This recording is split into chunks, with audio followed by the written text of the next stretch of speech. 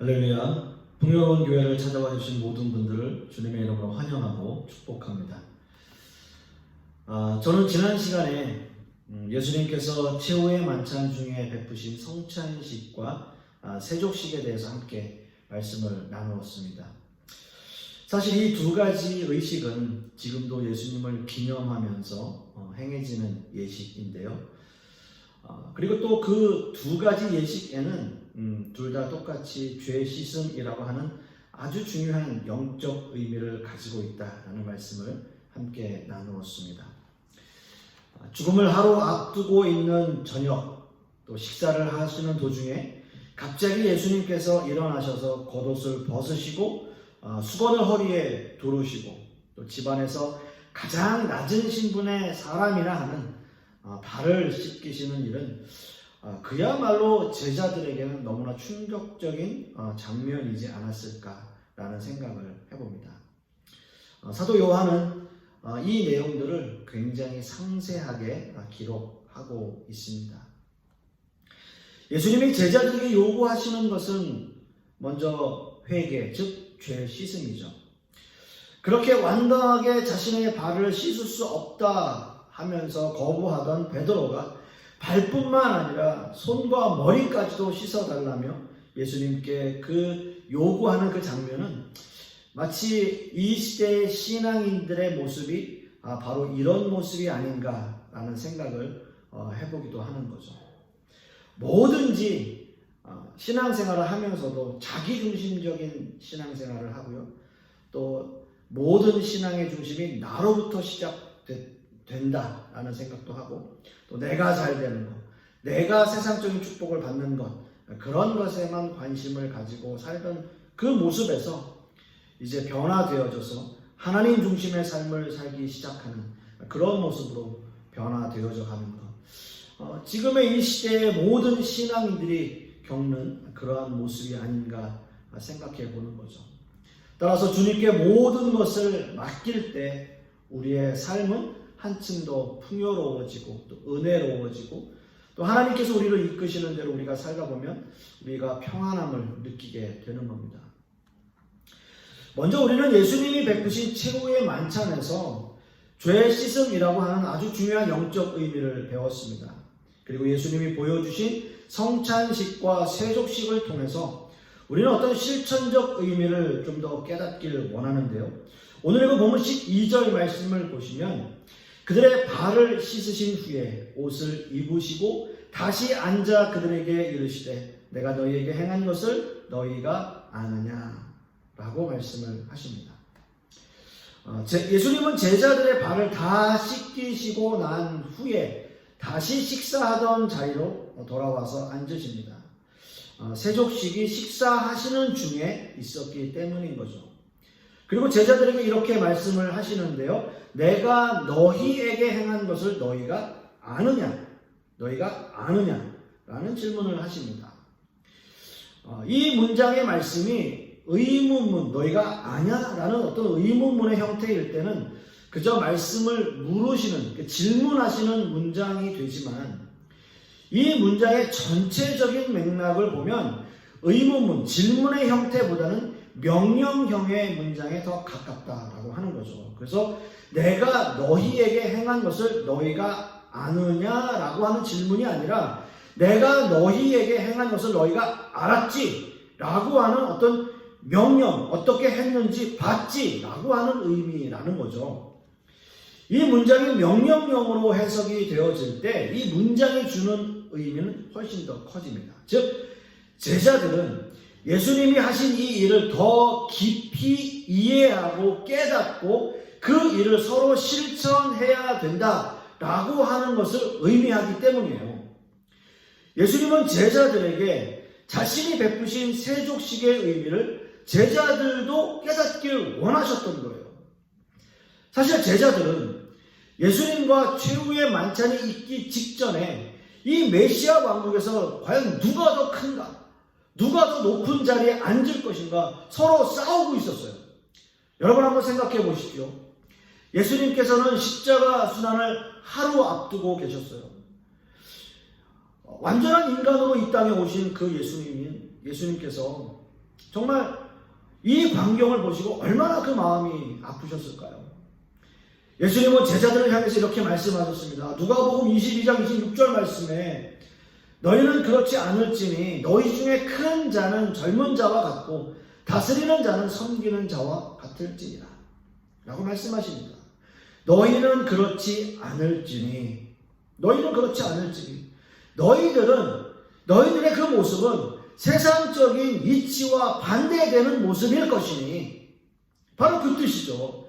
세상 사람들과는 너희 좀 달라야 될 것이니 너희는 그렇지 않을 것이다. 너희의 모습은 오히려 섬기는 자의 모습이 되고 낮은 자의 모습이어야 된다라는 거죠. 누가 더 높은가?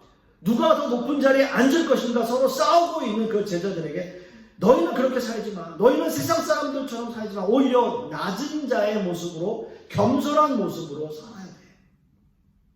오늘 이 본문의 말씀에서 여기서 젊은 자와 섬기는 자는 같은 의미이죠. 세상적인 눈으로 보면 아주 낮은 모습의 사람을 의미해요. 낮은 모습의 사람. 젊은 자, 또 섬기는 자라는 거예요. 예수님은 제자들이 이 세상을 어떻게 살아가야 하는지 그 방법을 제시하고 있는 거죠. 낮은 자의 위치에서 겸손한 모습으로 섬기며 살아가라는 거죠. 그리고 예수님이 생각하신 세족식을 제자들에게 실행하신 겁니다. 세상을 어떻게 살아야 하는지 제자들에게 몸소 실천적으로 보여주고 계시는 거예요. 내가 너희에게 행한 것을 너희가 아느냐? 이렇게 말씀하셨잖아요. 자, 어떻게 살아야 되는지 너희가 지금 봤지. 어떻게 세상을 살아가야 되는지 내가 너희에게 보여준 그대로 너희도 행하라는 거죠. 어떤 의미에서는요, 100마디 말보다 한 번의 실천, 한 번의 그 모습을 보는 것이 훨씬 더 학습 효과가 큰 경우가 많습니다. 예수님께서는 몸소 겸손과 사랑이 무엇인지 보여주고 계세요. 그 모습 그대로 보여주고 계시는 거예요. 사랑하는 성도 여러분, 저는 오늘 여러분들과 함께 예수님께서 베푸신 이 세족식을 통해서 우리가 배워야 할 실천적 의미가 무엇인지 저는 두 가지의 말씀으로 주제로 은혜의 말씀을 함께 나누기를 원합니다. 첫째는 세족식은 예수님의 겸손과 사랑을 의미한다는 거죠. 오늘 그 본문 14절 말씀을 함께 봅니다. 내가 주와 또는 선생이 되어 너희 발을 씻었으니 너희도 서로 발을 씻어주는 것이 옳으니라. 아멘. 지금 읽은 이 본문에서 예수님은 자신을 주 또는 선생이라고 호칭하고 있습니다.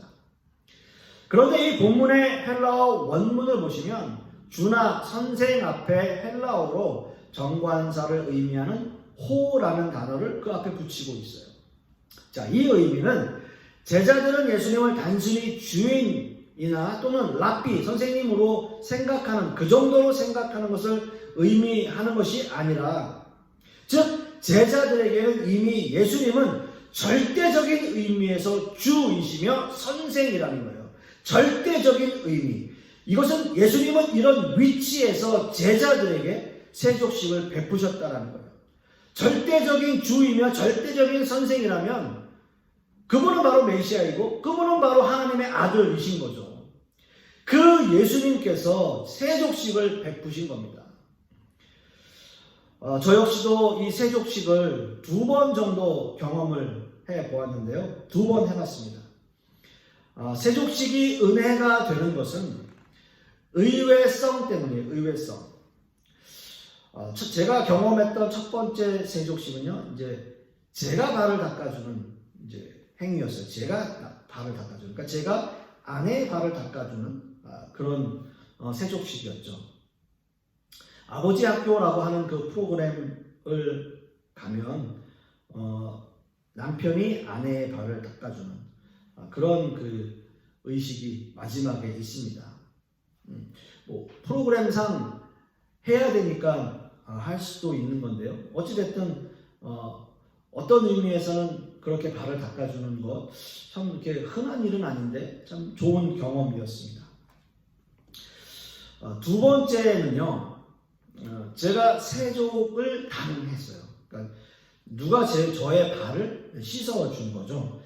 그때는 이제 어느 분이 제 발을 닦아 주셨는데 전혀 모르시는 분인데 너무 은혜가 되는 게 저를 잘 모르는 분인데 그 프로그램 때문에 오셔서 헌신하는 분이었어요.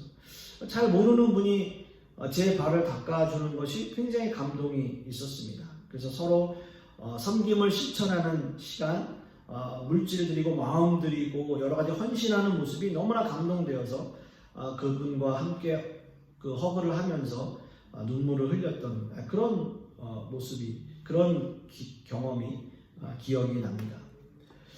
제자들이 놀란 건 바로 이런 것 때문이겠죠. 의외성 때문이에요.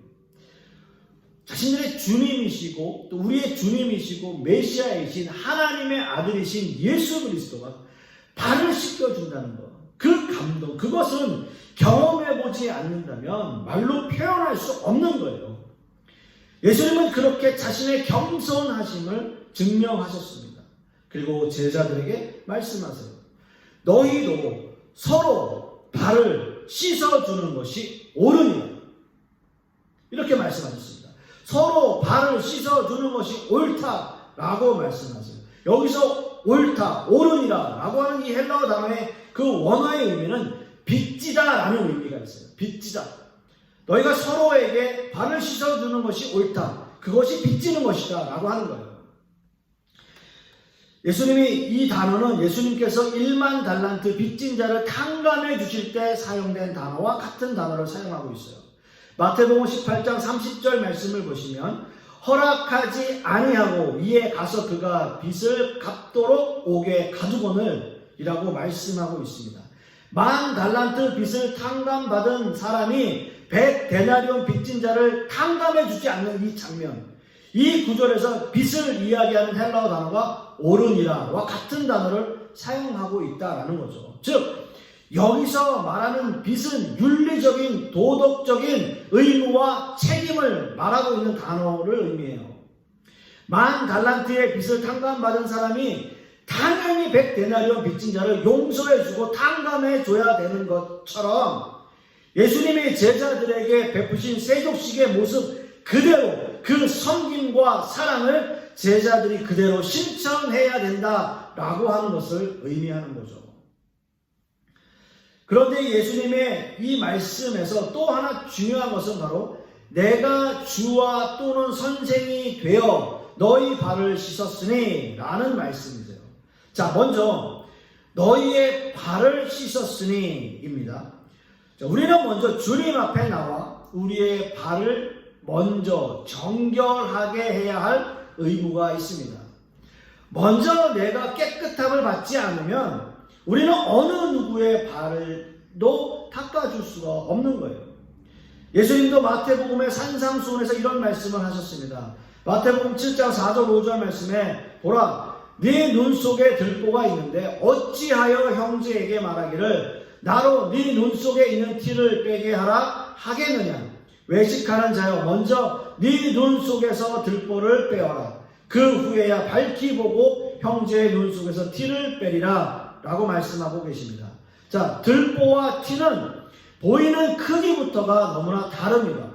누가 봐도 들보와 티는 정말 그 차이가 확연히 나게 되어 있어요. 그런데도 사람들은 남의 눈에 있는 티를 빼내려고 한다라고 하는 거예요. 예수님은 그래서 말씀하세요. 먼저 자기 자신의 발을 깨끗게 씻어야 되는 거예요.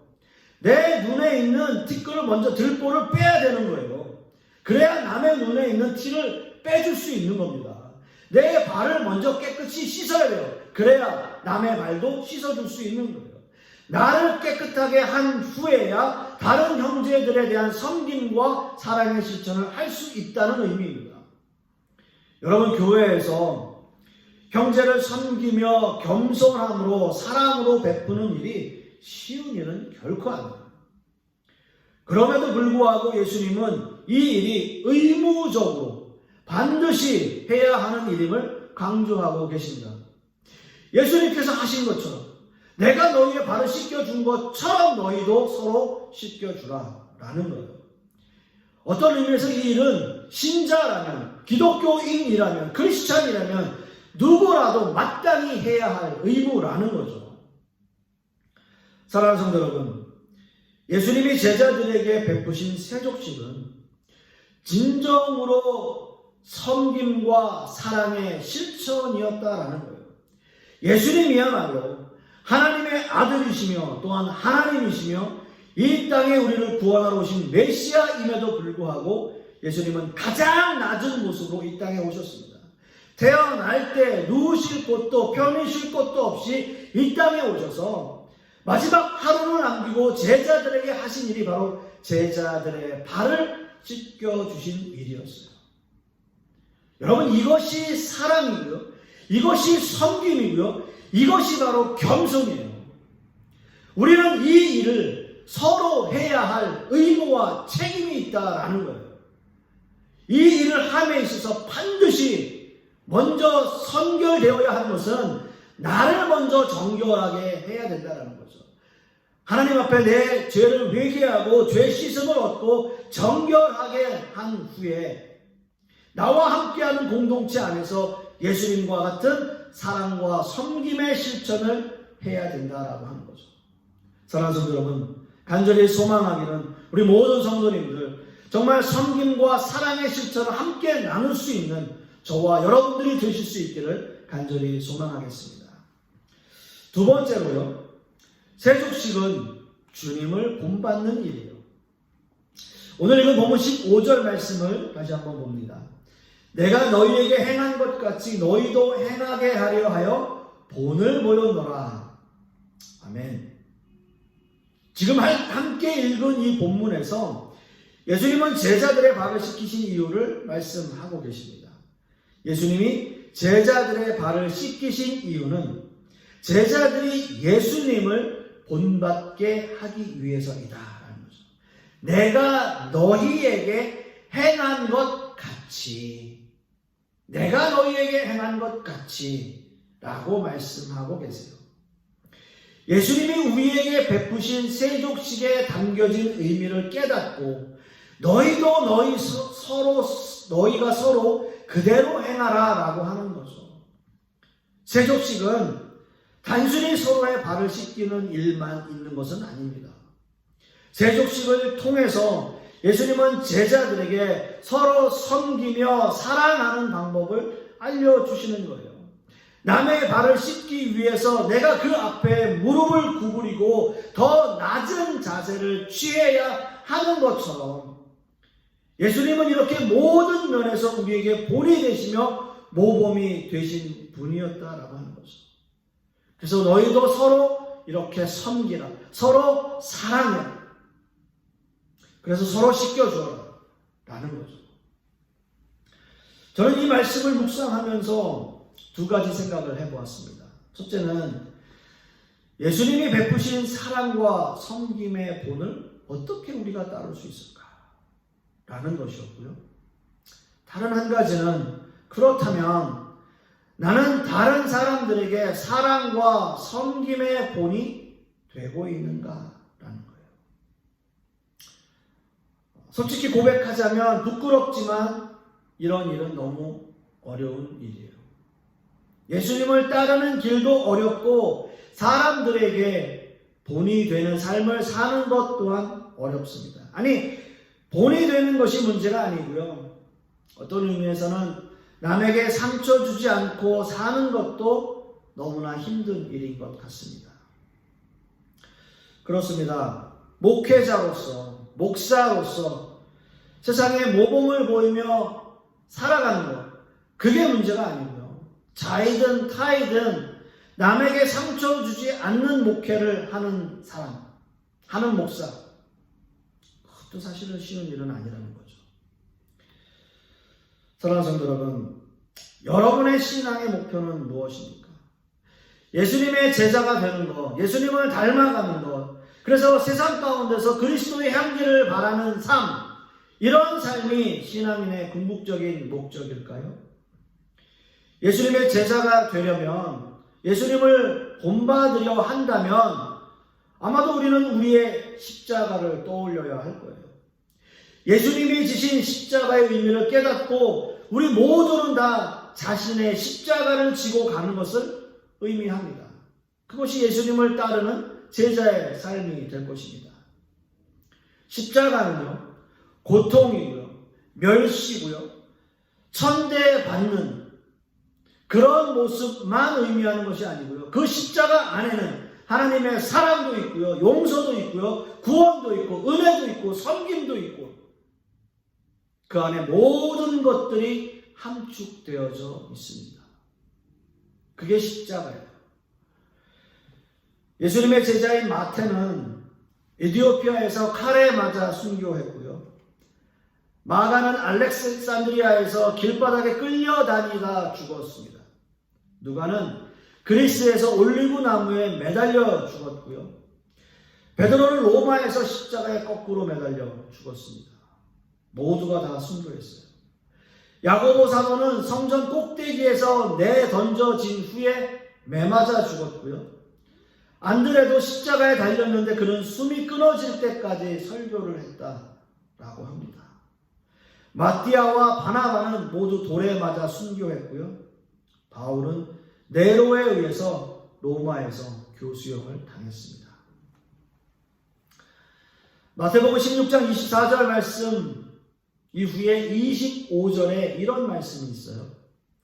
누구든지 제 목숨을 구원하고자 하면 잃을 것이요, 누구든지 나를 위하여 제 목숨을 잃으면 찾으리라. 자기의 십자가를 지는 것, 바로 목숨을 걸고 예수님을 따르는 것을 의미하고 있습니다. 사랑하는 성도 여러분, 누군가의 롤모델이 될 수 있다면 아마도 그 사람은 세상적으로 정말 성공한 사람일 겁니다. 롤모델, 내가 가장 닮고 싶은 사람, 그 사람처럼 살고 싶은 사람을 의미하죠. 롤모델. 신앙인들의 롤모델은 누구일까요? 신앙인들의 롤모델, 물론 유명하신 여러 목사님들도 계시고 여러 학자들도 있지만, 그래도 당연히 이 크리스찬들에게 가장 큰 롤모델은 당연히 예수님이어야 하지 않겠습니까? 그리고 더 중요한 것은 또 다른 사람의 롤모델이 되기 위해서 우리도 노력해야 된다라는 거죠. 신앙적으로, 인간적으로 모든 면에서 우리가 누군가의 롤모델이 될 수 있다면 우리는 성공적인 삶을, 또는 성공적인 크리스찬으로서의 삶을 살아가고 있는 것일 겁니다. 말씀을 맺습니다. 우리는 예수님이 베푸신 세족식을 통해서 우리가 어떤 삶을 살아야 하는지 함께 실천적인 말씀에 대해서 말씀을 나누었습니다. 예수님이 제자들에게 세족식을 베푸신 이유는 너무나 간단했어요. 너희도 이렇게 하라라는 거예요. 너희도 이렇게 하라. 내가 너희를 섬긴 것 같이, 내가 너희의 발을 씻겨준 것 같이 너희도 서로 그렇게 하라라는 거죠. 예수님이 제자들에게 보이신 겸손과 사랑의 모습을 제자들 너희들도 실천하라라는 겁니다. 그 말씀은 지금 우리에게도 그대로 똑같이 적용되고 있어요. 물론 그 길은 힘들고 어려운 길일 겁니다. 그러나 그 길 안에 생명이 있어요. 예수님을 본받는 성도가 되는 것. 그래서 예수님을 나의 롤모델로 삼고 나도 또 누군가의 롤모델이 되기 위해 이런 실천적인 삶을 살아가는 것 너무나 중요합니다. 이번 한 주간도 예수님을 본받는 삶을 사시는 저와 여러분들이 되실 수 있기를 간절히 소망하겠습니다. 기도하겠습니다. 사랑의 하나님, 감사합니다. 예수님께서 제자들에게 베푸신 그 세족식의 의미를 통해서 우리는 예수님의 이 모습을 통해서 무엇을 배워야 하는지 함께 말씀을 나누었습니다.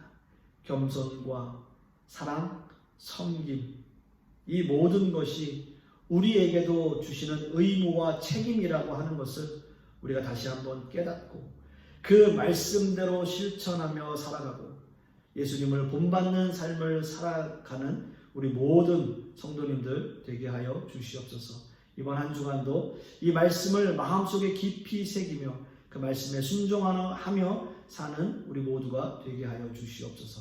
주님 감사드리며 예수 그리스도 이름 받들어 기도드렸사옵나이다. 아멘.